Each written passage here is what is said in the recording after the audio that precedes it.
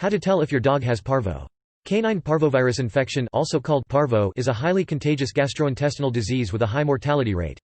The virus is common in puppies. Experienced dog owners and breeders often panic when they suspect one of their dogs has parvo. They know how quickly the condition advances and how lethal it can be. If your dog has parvo, getting to a veterinarian quickly can increase the odds of survival, but the symptoms of parvo can be confused with the symptoms of other canine diseases, including coronavirus infection, bacterial hemorrhagic enteritis, coccidiosis, and hookworm infestation. Recognizing the symptoms of parvo.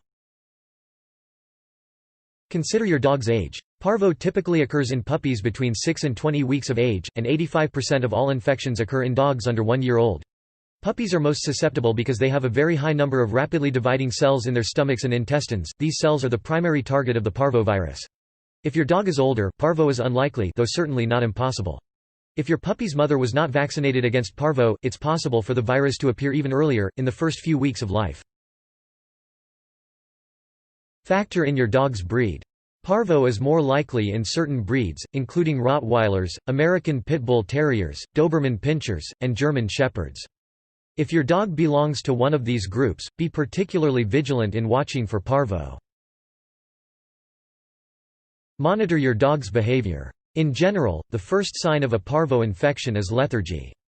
Your puppy may become less active, eventually retreating to a corner and staying put.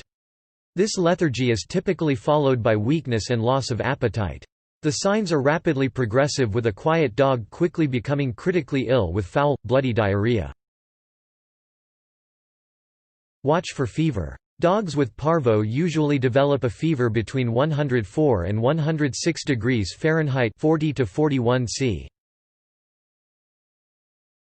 Pay attention to vomiting. Parvo destroys the stomach, which is full of the rapidly dividing cells that the virus targets.